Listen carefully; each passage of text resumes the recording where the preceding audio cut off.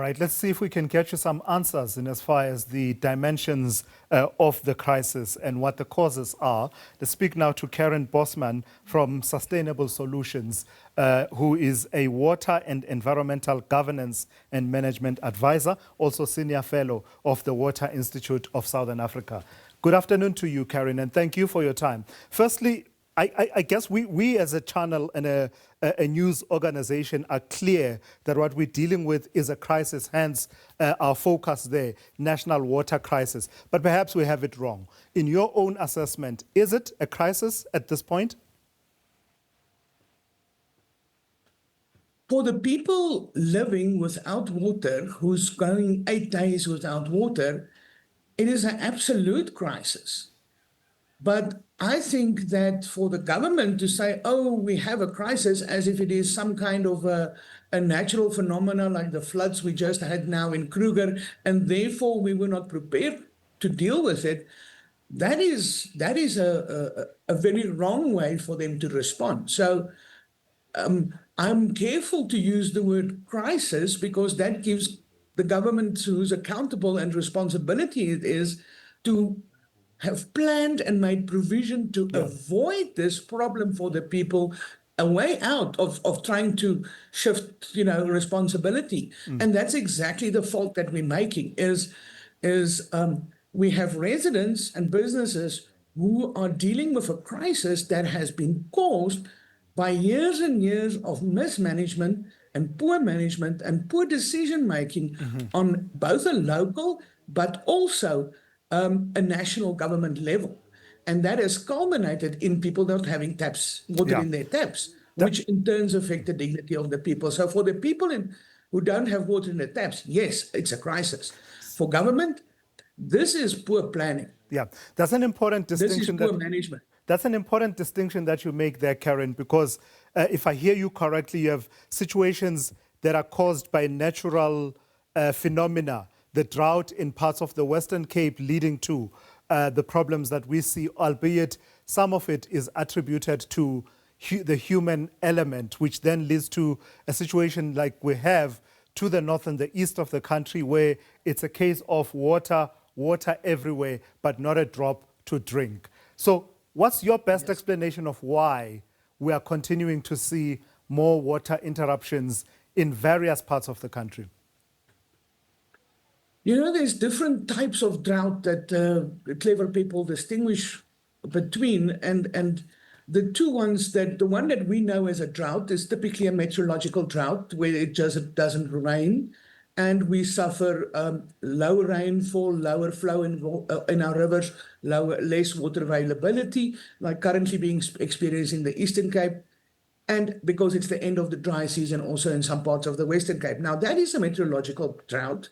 And then South Africa naturally have 11-year cycles. Once every 11 years, we will go through a drought season. Once every 11 years, we will go through a very wet season, and that differs across the country. That's not the type of drought that we are currently experiencing in our major metros. What we're experiencing there is referred to as an institutional drought, where due to institutional failure and a lack of management, people end up not having water to drink. Water everywhere, the Vaal Dam is full, but nothing in the taps.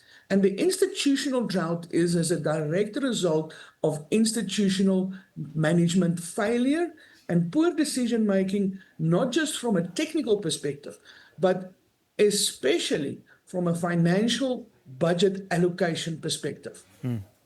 How much of it is accounted for, Carin, by the different areas of responsibility, the various players that come into play in the water supply? Because you will have your national government and their responsibility for the dams, working with the water entities like your Rand Water. Then you have local government and their own water entities responsible for another portion of the infrastructure. So what I'm asking is, in a situation where we know the weaknesses of local government, minus the issues to do with water, just general weaknesses at local government, is the crisis accounted for in the main at that level, or are there manifestations even at the other levels of government that are responsible for this function? The accountability starts at national government already, and we see failures at national government level from the start. But I want to take a step back. The clever professor at Stanford University defines water governance as decision makers at all levels, whether it's local or national government managers, ministers, business decision makers, property owners, business owners, farmers, and consumers. In short, who's responsible? For what are you responsible? How do you wield your power? And how are you held accountable for the impact of your actions on other people and on water resources? Now, with that definition of what water governance is in our mind, if we now look at what I refer to as our institutional water cycle, the National Department of Water Affairs is responsible for the protection of our water resources. And that's where we start. How much do people take from rivers? How is our activities damaging rivers? And how can we control those activities, not just rivers, also groundwater resources? How well is it controlled? Now, me working with national government in that control can tell you that there's a serious control failure. Because, for example, they are trying to control whatever activity they think is an activity within 500 meters from a river, but there is absolutely no erosion control program in place anywhere in the country. And the failure of national government to implement, for example, something such as erosion control causes all the silt and sediment from every rainfall to run off and fill our dams with silt and sediment where it's supposed to store water. Dams in the Free State are filled with sediment from erosion up to 80% of their capacity. Sure. And where is the national government program that deals with erosion control? Right, now we come to the next level. So from national government, people get authorization to take water from ground or surface resources and purify it at a bulk works. These are organizations like Bulk Umgeni Water, Rand Water. They then need to recover the cost because they take the water. We cannot drink the water from the rivers. There's animals and fish and poor sanitation, so we need to purify that water, and that purification costs money, and the bulk purification undertaken by the big water boards, then from there, they supply it to the municipalities. Now, if you consider that a couple of the large metros, Joburg, Tshwane, Ekurhuleni, are all owing Rand Water money for water that they've already taken. So Rand Water do not have the money that they need to be paid by the municipalities to maintain their infrastructure. Yeah. And the municipalities, they have a problem, number one, maintaining their own infrastructure, and number two, losing water through leaking pipes. And now they are selling water that they've paid for from Rand Water, but that water, 60-70% gets lost through leaking pipes, leaking infrastructure. And so it keeps being waste upon waste upon waste. More than 60% of the water stored in the Vaal Dam is lost through leaking infrastructure. Sure. And that's every drop of water is lost, is money lost. And because this happens, because there is no proper oversight and no proper accountability. All right, Carin, pause there for a moment. I want to bring in one of our viewers this afternoon, Calvin, out in Walkerville, who's watching and has something to say about the manifestations of the water crisis. Calvin, good afternoon. Please go ahead. All right, that's not a good sound when you hear that sound. Let me try one more time. Calvin, are you there? No, we don't seem to have Calvin. We seem to have lost. By the way, you can also do the same. The numbers to dial are at the bottom of your screen. We are placing a firm spotlight on the issues to do with water this afternoon here on SABC News. So call us and tell us and share your experiences wherever you are in the country, what you found to be the key points at which the water supply system seems to be breaking, and what your thoughts are about what solutions could be implemented to turn this situation around. Let me go back to, in fact, I'm told Calvin is on the line. Calvin, I was about to move on. Good afternoon, joining us from Walkerville. I'm clear, please I'm go done. ahead. Hello. Yes, we can hear you. Please go ahead. Yes, can you hear me? Yeah, this is Calvin here. I'm sorry that we, yes, that we lost each other there.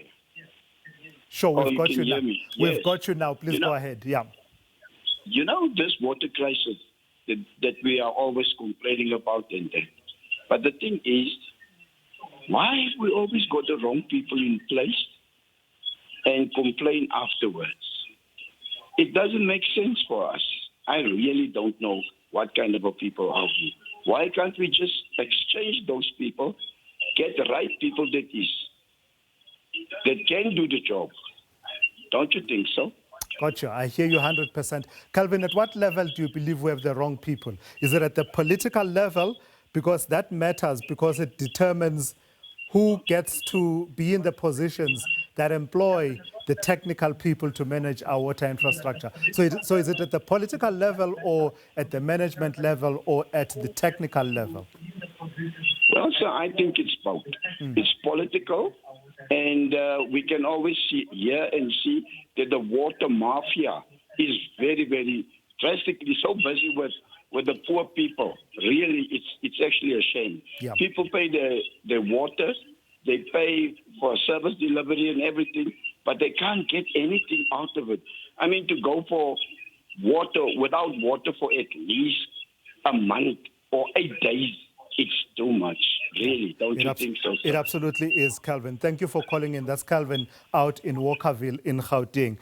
Carin, let me come back to you. I suppose for you, without drawing you into political debates and controversies, you can, though, talk to where the buck stops. I think you started there when we started this conversation, when I was talking about it being a crisis and you were outlining the role of government in all of that. But where are the lines of responsibility for this crisis that we face? Like I tried to say, it's the line of responsibility runs right through, from ministers through the bureaucracies at both national and local levels, but then everybody who has to make a household decision, share the responsibility. Water is a shared resource. But ultimately, I would expect that our ministers and our office bearers that we pay our tax money to, that they take some responsibility and accountability. And look, having worked in water for more than 30 years, I can tell you water is political. You can't get away from it. Yeah. And understanding the privilege of coming to a primary school, even in a poor part of Pretoria, that had running water in the 1970s, and yet still today, there are children going to school in some parts of our country without running water, without proper sanitation, who uses still bitter trees, is horrific. And we should have made those changes decades ago. The problem is that a water infrastructure failure doesn't happen overnight. It is literally years and years and years of no budget allocation to proper maintenance. And the less you maintain something that you maintain, you don't have to replace so quickly. If you don't maintain, you have to replace, and it becomes more expensive. And what I really would like to see is more open oversight, publication of green drop, blue drop reports per municipality, accountability of officials who takes decisions on tenders that then appoint corrupt people, like we've seen in the city of Tshwane happen, and that led to the death of 29 people as a result of a cholera outbreak because of the failure to allocate a tender to people who could actually do the job. Yeah. So a financial decision by somebody in the budget department literally killed 29 people, and we cannot have that. Carin, I've got to thank you for your time. Everything you've said makes perfect sense to me. Carin Bosman from Sustainable Solutions, a water and environmental governance and management advisor, also senior fellow of the Water Institute of Southern Africa.